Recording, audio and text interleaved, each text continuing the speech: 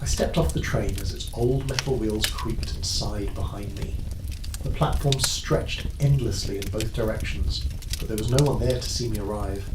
A broken clock hung above the station entrance, its hands stuck at a time nobody remembered. I stood still for a while, listening to the wind slip through the cracked windows of the abandoned ticket office. My bag felt heavier than I remembered. I adjusted it on my shoulder and looked around once more. The same benches, peeling paint, old posters half torn, a timetable for trains that no longer came or went. I began to walk, my footsteps echoing softly on the concrete. The station walls were covered in faded notices, lost items, forgotten announcements, yellowed and curling at the edges. I stopped by the old water fountain. A single drop fell from the rusted tap, landing on the moss below.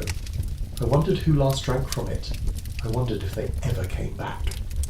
I kept walking past the station gate with its iron bars held open by a loose chain. The gate creaked slightly as I touched it.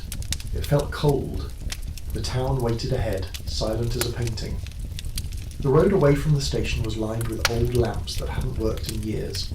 Some were bent, leaning towards the ground, as if they were too tired to stand. Dry leaves scraped along the cracked asphalt. A single crow called in the distance, but I couldn't see it. On the right, a sign pointed to Grey Hollow Main Street. The letters were faded.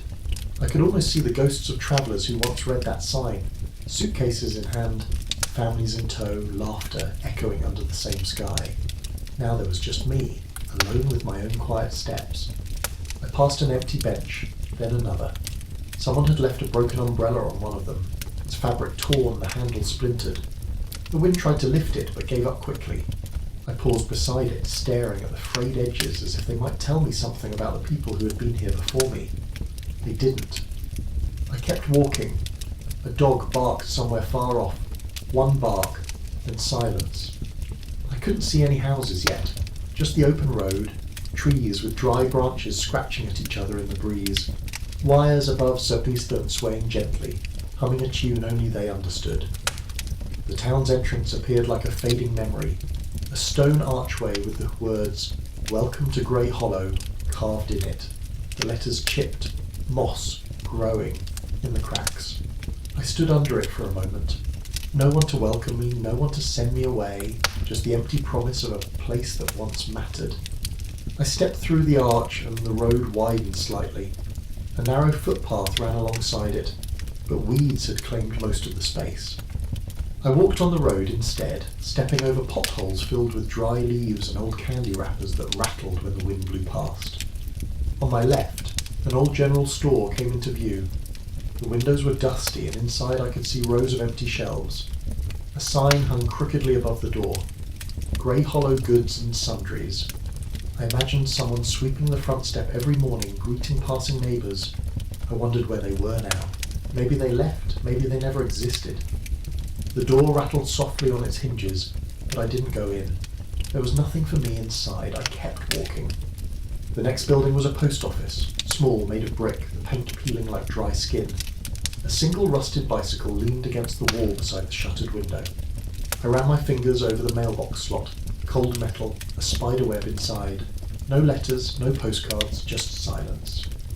I stepped back and looked up at the sky. It was grey, just like the town's name promised.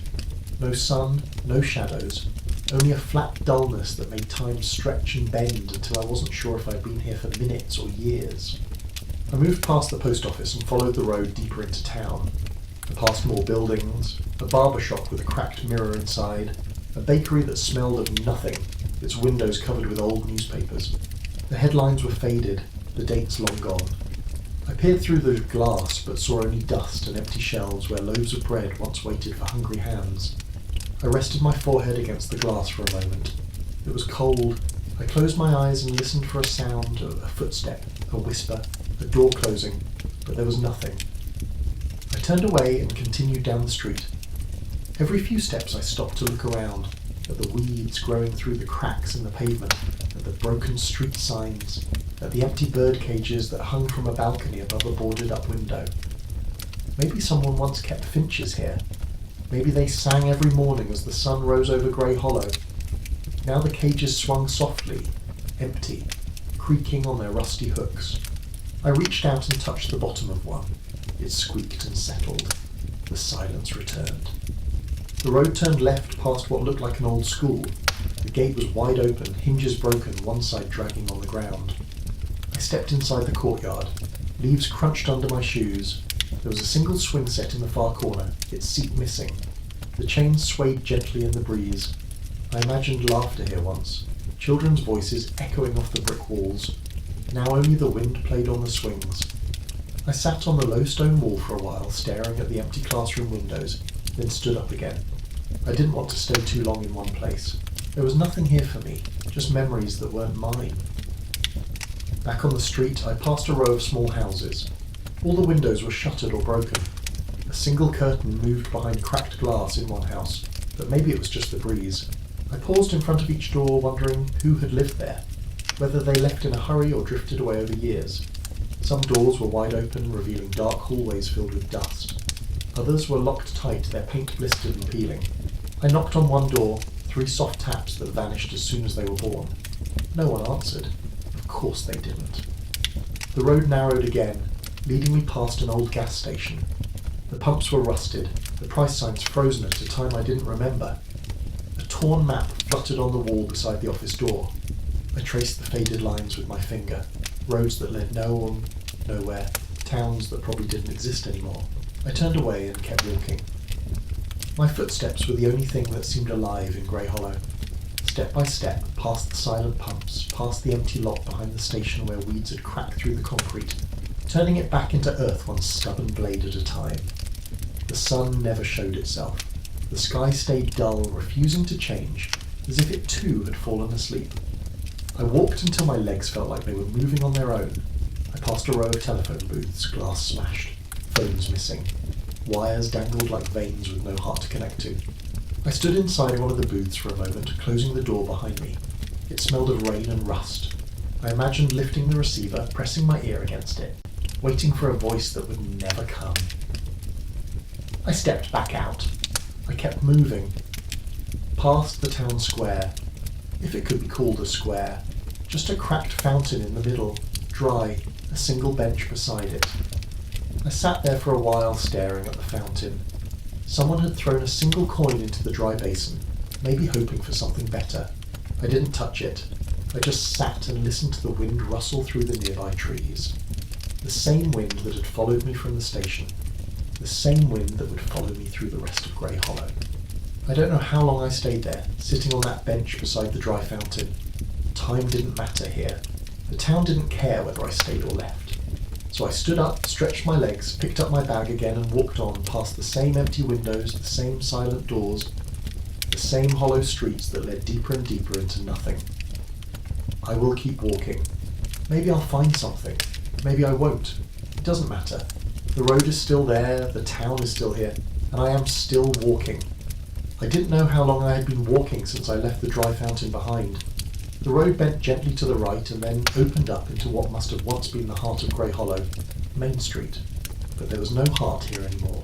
Just a long stretch of cracked pavement lined with buildings that all look the same, their windows empty like hollow eyes watching me pass. I kept my head down for a while, counting the faded lines on the road, listening to the soft shuffle of my shoes brushing the dust aside. To my left, an old diner sat on the corner. Its big front windows were coated with grime, but I could still make out the faded letters of its name, Sunnyside Cafe. The sun hadn't touched this cafe in years. Inside, old bar stools stood in a crooked line at the counter. I could almost imagine someone sitting there once, waiting for coffee that never came, staring through the glass at the street just as empty then as it is now. The menu board hung behind the counter, the chalk words too faint to read. I put my hand on the cold glass, half expecting warmth from inside. There was none. I moved on. Next to the diner was a small convenience store. Its door was slightly ajar, swaying a little when the wind pushed at it. I stepped closer and looked inside. The shelves were still there, but empty, lined up like rows of bare ribs. An old cash register sat on the counter, the drawer stuck half open. I wondered if anyone ever came back to claim the last coins that might have rattled inside. Probably not. I stepped back, letting the door swing gently in the breeze. It creaked like a sigh. Further down, a laundromat came into view. Its neon sign had fallen. half buried in the weeds that grew through the sidewalk cracks. Inside, rows of washing machines waited in silence. Some doors hung open, some sealed shut with rust. I pictured the hum and clatter of clothes spinning inside them once, people sitting in plastic chairs, flipping through magazines that now lay shredded and damp in the corner. A single sock, grey and torn, lay near the entrance. I didn't pick it up, I just looked at it for a while, then kept walking. Across the street, a row of apartment buildings rose 3 stories high, each window a dark square framing nothing. Some windows had curtains still clinging to the rods, stained and brittle. I counted the doors as I walked past, 1, 2, 3, 20. I paused at the 20th door. It was painted blue once, now chipped down to wood in places. A mail slot rattled softly when the wind blew. I bent down to peek through it, but saw only darkness. No furniture, no shapes, no sign that anyone had ever waited inside for someone to knock. I stood there longer than I needed to, listening for sounds that didn't exist. Then I stood up and moved on. Near the corner, an old movie theatre sat in silence, its marquee missing half its letters. The posters in the display cases were sun-bleached and unreadable, curling at the edges like dried leaves. I pushed open the double doors, surprised when they gave way with only a soft groan. Inside, the lobby smelled of dust and stale air. A ticket booth stood to one side, its glass smeared with old fingerprints that would never be cleaned. I stepped closer and peered inside. Nothing but a broken stool and a pile of torn stubs scattered on the floor like lost memories. I walked further into the theatre, down the main aisle, my footsteps muffled by the old carpet that was more patch than fabric now. The seats were all there, row after row, facing the screen that was more grey than white. A single piece of film lay curled near the front row. I picked it up and held it against the dim light that filtered through the cracks in the ceiling. There were no images left, just scratches and dust. I let it drop and stood in front of the screen for a long while, imagining the flicker of old black and white reels that would have danced here once, lighting up faces that were now nowhere to be found. I left the theatre as I had found it, empty and waiting for nothing. Back on Main Street, the wind had picked up slightly, tugging at my coat, urging me to keep moving. So I did. I passed an old hardware store with a cracked window. A single hammer lay on the dusty counter inside, as if the owner had meant to fix something but forgot how. Beside it, a shelf of paint cans stood in neat rows, their lids rusted shut. I imagined someone once deciding which colour to take home, painting walls that were now faded and peeling in some house I would never see. I crossed the street again and found myself in front of what looked like a small bookstore. The sign above the door read "Turn the page," but there were no pages left to turn. Inside, the shelves were mostly empty. A few books lay scattered on the floor, their spines cracked, their covers warped by years of damp air. I picked one up, its pages stuck together, the words blurred beyond reading. I set it back down carefully, as if someone might come looking for it later, but nobody would. I knew that. I sat down on the dusty floor for a while, leaning against a shelf that tilted dangerously to one side. I closed my eyes and listened to the soft creaks of the buildings settling around me. Somewhere a drip of water fell, slow and steady, a metronome for a place that had no music left to keep time. I stayed there until my legs felt heavy again, then stood up and stepped back onto the street. The door swung shut behind me, rattling softly, then fell silent. I looked down Main Street. Still more windows staring back at me, still more doors that would never open.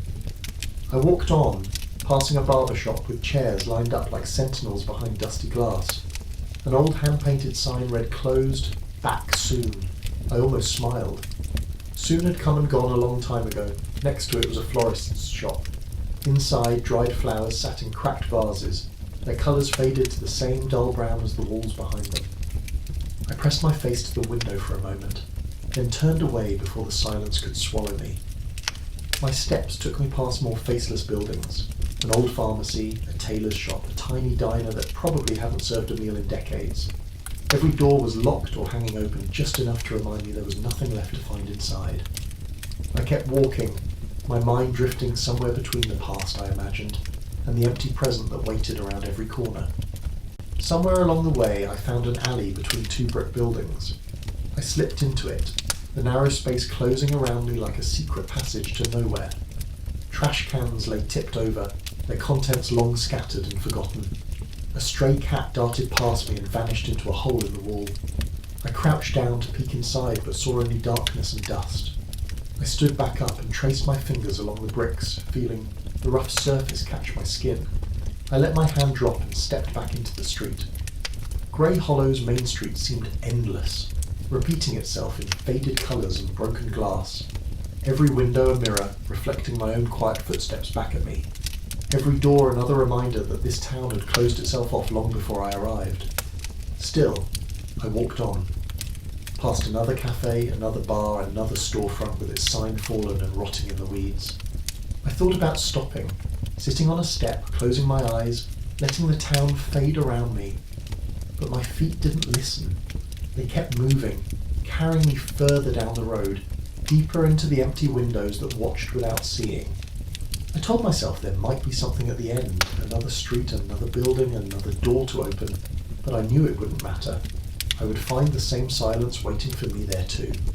So I kept walking, each step as soft and slow as the wind that followed me down Main Street. And Grey Hollow stayed the same, watching, waited things, holding its breath like it always had. And I kept walking. I left Main Street behind me, though it never really felt like it let me go. The empty windows and locked doors still clung to my thoughts as I turned down a narrow side street that bent away from the fading shop fronts and signs. The road here was rougher, the pavement cracked and buckled like old skin left too long in the sun. I ran my hand along the crumbling brick of the wall beside me as I walked, feeling the rough edges scrape gently against my fingertips. At the end of the side street, a large old building rose up, 3 floors of fading red brick, with boarded windows on the top levels and a single broken sign that swung slowly above the front steps. Grey Hollow Hotel, the letter said, barely readable through the peeling paint. I stood at the front steps for a while listening for any sound inside. Footsteps on rotting floorboards,